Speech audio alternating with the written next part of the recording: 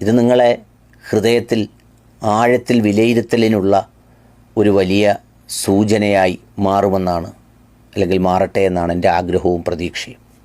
അതുകൊണ്ട് ഹൃദയം സമർപ്പിച്ച് കണ്ണുകളടച്ച് മറ്റ് എല്ലാ കാര്യങ്ങളിൽ നിന്നും ഒന്ന് വിട്ടുനിന്ന് ഈ വാക്കുകളൊന്ന് കേട്ടുന്നു. അസ്സലാമു അലൈക്കും വറഹ്മത്തുള്ളാഹി. എല്ലാവർക്കും റമദാൻ കരീം. ഈ റമദാൻ ഇങ്ങനെ വരുമ്പോൾ നമുക്ക് ഓരോരോ ചിന്തകൾ വരും, പ്രത്യേകിച്ച് പ്രവാസികൾക്ക്. പ്രവാസ ജീവിതത്തിൽ നോമ്പ് ഒരുപാട് അനുഭവങ്ങൾ നമുക്ക് തരും. അതിൽ കുറേ നമുക്ക് പഠിക്കാനും ചിന്തിക്കാനും ഉണ്ടാവും. അതുപോലെ ഒരുപാട് നൂറുകണക്കിൽ അനുഭവമുണ്ട്. ഞാൻ ഒരനുഭവം ഇന്ന് നിങ്ങളെ മുന്നിൽ ഞാൻ പറയാൻ ആഗ്രഹിക്കാം.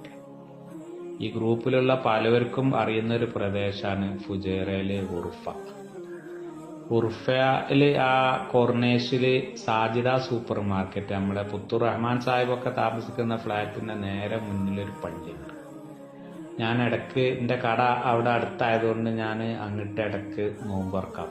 ആ പള്ളിൻ്റെ മുന്നിൽ കടൽക്കാറ്റും കൊണ്ട് വൈകുന്നേരം മഗ്‌രിബിന്റെ മുമ്പ് ഇഫ്താർ മുന്നിൽ വെച്ച് ഇങ്ങനെ ആയിരിക്കണ ആ ഒരു രംഗമുണ്ടല്ലോ, ഇഫ്താർ സമയം കാത്ത വല്ലാത്തൊരു അനുഭൂതിയാണ്. തന്നെയല്ല പല രാജ്യക്കാരും അവിടെ വന്ന് അവരുടെ സ്വഭാവം അവരുടെ പെരുമാറ്റമൊക്കെ ഇങ്ങനെ അനുഭവിക്കാൻ നല്ലൊരു അനുഭൂതിയാണ്. ഞാൻ അവിടെ പോകാറുണ്ട് ഇടയ്ക്ക്. ഒരു ദിവസം അവിടെ ഇഫ്താറൊക്കെ കഴിഞ്ഞ് മഗ്‌രിബ് നിസ്കരിച്ച് ഇറങ്ങിയപ്പോൾ കുറെ ബംഗാളികളൊക്കെ കൂടി ഒരുത്തനെ വളഞ്ഞിട്ട് എന്തൊക്കെ ചോദ്യം ചെയ്യുന്ന കശപിശ. അപ്പൊ ഞാൻ ചെന്ന് നോക്കുമ്പോൾ ഞാൻ അറിയുന്ന ഒരു സുഹൃത്താണ്, ഇബ്രാഹിം എന്ന് പറയും. അയാള് രാജസ്ഥാനിയാണ്, ഇബ്രാഹിം ഖാൻ എന്നാണ് പേര്.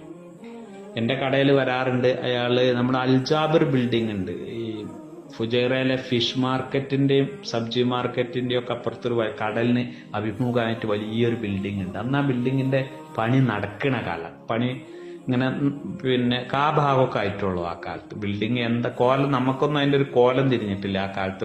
400 ലേബേഴ്സ് ജോലി ചെയ്യുന്നുണ്ട്, ആന്ധ്രക്കാരും രാജസ്ഥാനികളും ശ്രീലങ്കക്കാരും കൂടിയിട്ട്.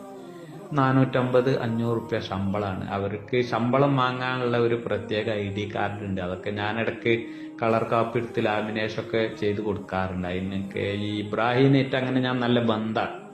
അപ്പൊ ആ ഇബ്രാഹിമിനെയാണ് ഈ ബംഗാളികളൊക്കെ കൂടി വളഞ്ഞിട്ട്. അപ്പൊ ഞാൻ ചെന്ന് ഇബ്രാഹിമിനോട് ചോദിച്ചു എന്താ പ്രശ്നം.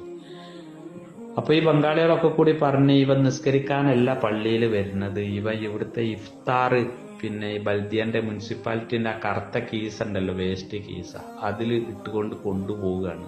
ഇവൻ നിസ്കരിക്കുന്നില്ല. നമ്മളൊക്കെ നിസ്കരിക്കാൻ കയറിയാല് ഇവ ഇഫ്താർ ഒക്കെ കൂടി കീശയിലിട്ട് കൊണ്ടുപോവുകയാണ്. ഇനി